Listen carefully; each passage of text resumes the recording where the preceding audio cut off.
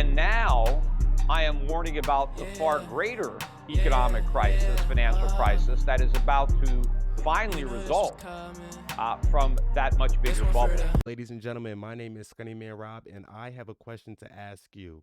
I want to know, is Vechain or any other cryptocurrency your once-in-a-lifetime opportunity? And what I mean by that is, I believe that there's a moment in everyone's lifetime, and most people don't even realize that they're getting this moment, but I believe that there's a time where you can either have your life change for the better or for the worse. And I'll explain what I'm talking about later in this video, but I want to start off by showing you guys a little snippet from this clip of Mike Novogratz and Bloomberg.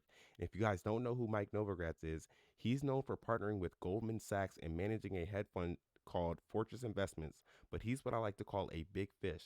He's somebody that's very connected, and all these news shows call on him to give them insight on what the heck is going on. And they sit there and they take all this information and they regurgitate it back to us.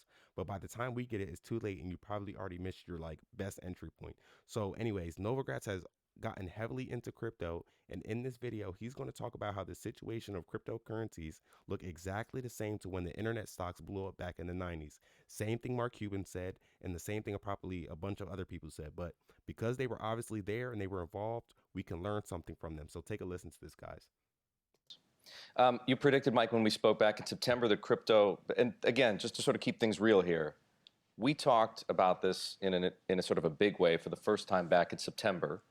And at the time, Bitcoin was in the 4,000 neighborhood. And he predicted that crypto, broadly speaking, was going to be the biggest bubble of our lifetimes. Was that the December bubble, or does that bubble have yet to happen? That was 96, not even 99. And so you think about it. Hang on a second. Say that again? That was 1996 internet, not 1999 internet. So here, let me just give some metrics. The total market cap in January, if you add in coins and private companies and everything else, was probably at $1.2 trillion, right? Hold that thought. That's 2018 dollars. The internet bubble in 1999 got to 6 trillion before it crashed to 1 trillion. So take $1999, think what an apartment in Toronto or New York or Tokyo cost in 1999 versus today, right? Probably 2.5 to 3x. Take the fact that this is a global revolution, right? In the internet bubble, you only really could buy if you were, it was only a US thing. It was rich US people participating in there, upper middle class to rich US people participating.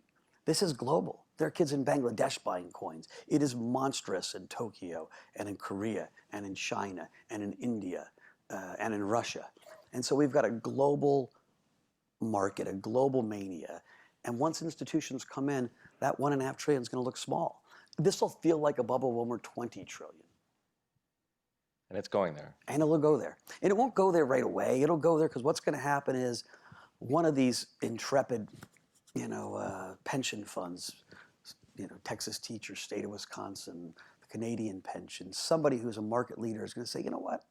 We got custody, we got Goldman trading it. The story, I believe, Bloomberg's involved. They've got an index I can track my performance against, and they're going to buy.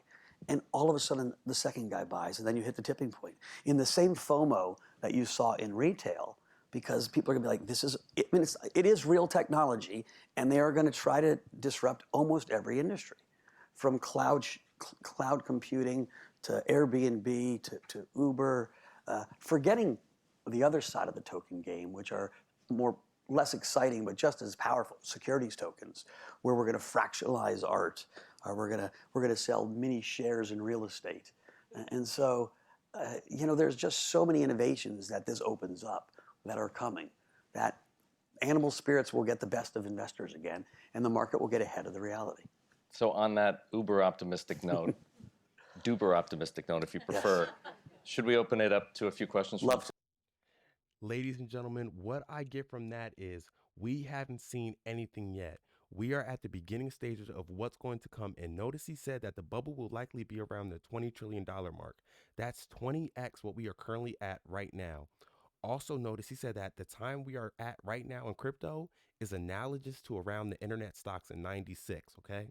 Another good point was saying that at the time, the internet bubble was a bunch of wealthy investors in the United States, as where the crypto frenzy is going to be a global phenomenon. and everything is happening in reverse. Where in the dot-com bubble, you had institutions investing first. Now with cryptocurrency, you have everyday people behind their phones and computers buying first, and then retail and institutions come in. And what I mean by retail investors are the people like Fidelity and E-Trade are, you know what I mean, just like coming in.